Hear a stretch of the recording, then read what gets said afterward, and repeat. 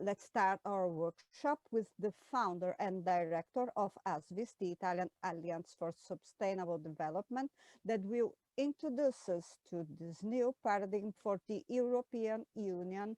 Please so welcome Mr. Enrico Giovannini. Good morning, everybody. I hope that you can hear me well. Yes, great.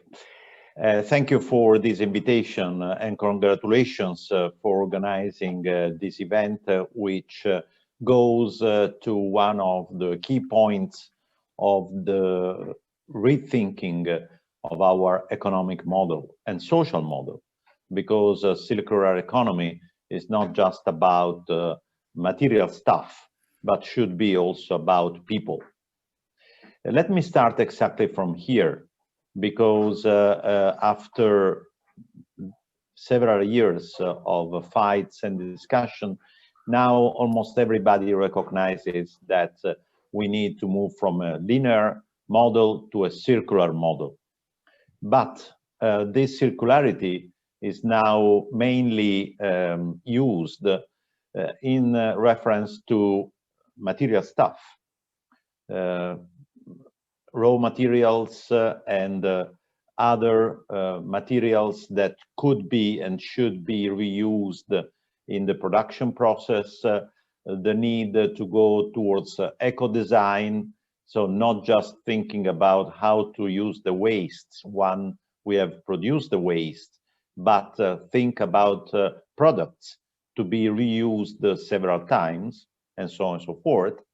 But there is a limited thinking about the need to recycle, if I can use this word, also people. Because without reinvesting continuously in people, is very high the probability that people will be treated, as Pope Francis says, as social waste. And we know that sustainability has not only the economic and the social dimension, and the environmental dimension, but also the social dimension. And having a large fraction of our population which feels to be treated as waste would not ensure indeed social and institutional sustainability. Because I've never seen a government which stops its work because, I don't know, a typhoon or a natural disaster, while normally they are pushed down by people. And the situation in which we are now, due to COVID-19, clarifies that if people feel to be excluded by the economic and social processes, they are not happy at all and then can push for revolutions. By the way, this already happened in the recent history. Think about the Arab Springs, which started as an environmental problem, became an economic problem, then a social problem, and then an institutional problem. And migration, if you wish, is an indicator of how some wastes try to recycle themselves, moving somewhere else. I just start from here because I believe that we are indeed in the right direction, thinking about circular economy as an economic process, but we should not forget that economy, society, environment, and institutions are fully integrated, or should be fully integrated, in a vision of sustainable development according to the 2030 agenda and the 17 sustainable development goals. When I was part of the Global Commission on the Future of Work at the ILO in 2019, we published our report. We discussed even how people are accounted in business accounting. As you know, they are counted as a cost, like intermediate materials and raw materials and so on and so forth. And training for them is seen as a cost, which reduces profits. In the 21st century, is this really the best way to prepare a circular economy open to people? I don't think so, but let me just flag this point, and then now I move to the core of my presentation, which is the new way in which the Commission, European Commission led by Ursula von der Leyen, interpreted the 2030 agenda as the core element of all European policies. And according to that choice, the Commission has put forward a lot of proposals over the last year in the direction of the European Green Deal, but also many other aspects that touches in some way the circular economy, including, of course, an update of the strategy for circular economy. If you look at the ASviS website, you will find, unfortunately only in Italian, a publication that summarizes the actions undertaken by the European Commission over the last 12 months on the different domains of the 2030 agenda. And if you look at that, circular economy is indeed one of the paradigms that are frequently used in all sectoral policies. And this is exactly the way in which we should address this issue. Also because we have to invest in technologies that would help in recycling materials, in minimizing the impact on the consumption of natural resources. This is a fundamental ingredient of a transition towards a sustainable world. And we know that this is not happening quickly enough, although we know that in Europe we have several champions of this kind of revolution. And these champions show that investing in circular economy allows to reduce the overall costs of production, even if in some cases you need to recruit more people. So the employment grows, but the overall cost goes down with the positive results on profits and income for everybody. This looks like the philosopher stone. I think that this is the translation in English. So a way to fix all the problems. Of course, this is not true, but is indeed something that, according to companies that go in this direction, really changed the paradigm. And in fact, in these companies, sustainability function is not anymore with the institutional relations or communication directorates, but together with innovation are closely linked to the role of the CEO, because it's really about the strategy of the company. Italy has a lot of champions in this field, also because, historically speaking, Italy is poor of raw materials. Therefore, the recycling of clothes and many other things was, if I can say so, invented in Italy, in a sense. But to go towards the next step, we need also political decisions. We need to build platforms for exchanging and transforming wastes in secondary raw materials and many other things that we need to implement. And the European funds that go under the heading of Next Generation EU can be used in Italy and elsewhere to push this change and speed up this process. Of course, with the rethinking of the global value chains due to COVID-19 and the possible reshoring of some activities, even these kind of, let's say, work and activities could be largely revised and changed over the next few years. If we go towards a regional globalization, as some scholars say, we may need to think about building champions, European champions, in this new field of the economy.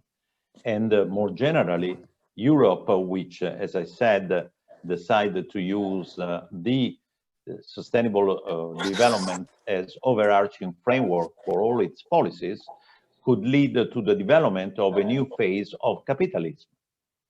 Instead of just copying what the Anglo-Saxon tradition has developed over decades, Europe has now a possibility to develop its own model and eventually export this to other parts of the world.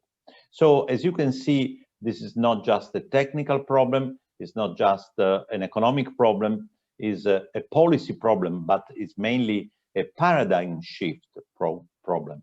And this is why we need to have many more champions in this field at national, European, and world level. Let me go towards the conclusion with three messages that I would like to convey to all of you. First, cities have a very important role in this perspective, both for the economic and the circular economy, and the social circularity perspective, because cities are indeed the most dynamic component of our cities, of our societies, and cities can really play both a cultural and an economic and political role in pushing our communities to adopt the circular economy perspective. In the last ASviS report, published on 8th of October, and one of the position papers issued by ASviS on the occasion of the Festival of Sustainable Development, which was concluded just a few days ago, there is a focus on the role of cities and food, and in general, food strategies in order to minimize the waste of food, but also to convey this message, cultural message, to the entire population that recycling is not only convenient, but is possible if this is organized by the public hand, if you wish. The second message is about the role of universities. We are very proud that in Italy we push for the establishment of the Italian network of universities for sustainable development. 80 universities, almost all Italian universities, joined this network, and this is where new ideas are developed also in the so-called third mission of universities, which means the relationships between universities and companies and institutions at local level. We have several interesting initiatives also from the education point of view.